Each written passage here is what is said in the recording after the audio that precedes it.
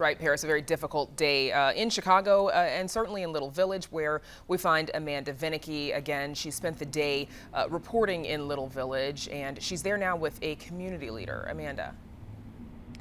Yes, Brandis, I'm here with Kim Wasserman, who is the director of the Little Village Environmental Justice Organization.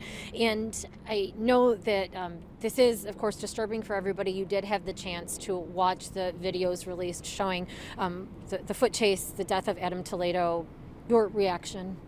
It's horrific. It's absolutely horrific. Our neighborhood has been traumatized, not just with this, but just repeated racist and violent acts at the hands of the city, at the hands of the Chicago Police Department, at the hands of local industry. We just we just mourned the botched implosion of the Crawford smokestack on Sunday. And then here we are today having to watch this video and mourn this child from our neighborhood. And so, no, it's absolutely horrific. And it's continues to be a traumatic time for our community, quite honestly. What have you shared or talked to either members of your organization or also friends, loved ones who perhaps live in Little Village? What have the conversations been today? First and foremost, how to support each other and support the family. How do we're expected to be resilient through these things. We're expected to bounce back as communities, and it's hard and it's almost impossible because, again, we continue to have our bodies and our community devalued because of who we are. And so it's really about how do we support this family, how do we support each other. There's a slogan or a chant that's been all year, which is who protects us? We protect us. And it's really about reminding folks that we look out for each other and that we will be here for each other and that we will fight this system with everything that we have, because he was not just that woman's baby, he was all of our children. I have a 12-year-old at home. That could have been any one of our children at any point in time. He was 13 years old. And so it's a time for us to support each other and just be there for each other and hold this family and hold our system accountable for what it's doing on a daily basis to our community, quite honestly. Lots of conversations about systemic change that is needed, reform of the CPD. How do you support the Toledo family? They've asked for privacy, held a press conference through attorneys. How do you sort of give that support and not just focus on the heartbreak, but as you said, you're expected to be resilient, but try to lift, change, move. Absolutely, and I think what you said, it's getting the public narrative out there that this is about system change, that reforms will not change this. Folks wanted body cameras, they turn them off. You want video recordings, audio recordings, they turn them off. This is not about reform. This is about accountability, which apparently this administration just does not want to understand. You need to be accountable to people when you mess up. You killed a child. You are accountable. Chicago Police Department is accountable for that. We are held accountable every day of our lives being people of color in this city.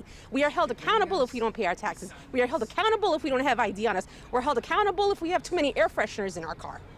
Where is the accountability to Lori Lightfoot? Where is the accountability to George Cardenas? Where is the accountability to the system that put this child in that predicament in the first place? And so for us as a community, we have to be honest about what this is. This is systematic racism. We have to call it for what it is, and we have to hold each other accountable. We have to hold our elected officials accountable. Lori Lightfoot needs to say, we messed up, and here is how we plan to fix it with community. The same system that caused this cannot be the same system that fixes this. Our communities need to have the power over these institutions so that our lives actually matter. Do you think this would have been different if Toledo were white, or if it happened in a different neighborhood? I think we see that every day. The kid in Wisconsin, had an AK-47 and he's still alive. It's when the police choose to want to let us people live. And it's quite clear that black and brown bodies are not ripe for saving, right? It's only those that they're not afraid of. It's only those that, right, they don't want to oppress. And so, we've seen it in the Midwest time and time again. And that's not to say that poor white folks aren't killed by police. It's just to say that when you look at the statistics, they don't lie. And in Chicago, they definitely don't lie at who dies at the hands of the Chicago Police Department.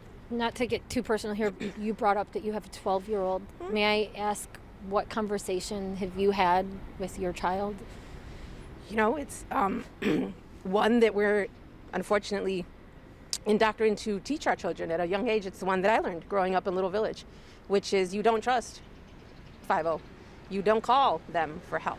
You call everybody else that you can call. You know what I mean? And so it's just the realities of policing, and she knows it. She knows this. My sons know this, and it's about just the realities of how to protect yourself, how to defend yourself, because any wrong move and their lives could be taken.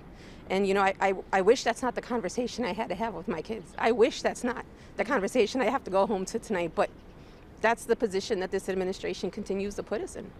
Well, peace and wishes to you. Thank you so much for sharing with us. Again, that was Kim Wasserman. She's the leader of the Little Village Environmental Justice Organization. And Kim grew up here in Little Village, was 13 years old herself here once.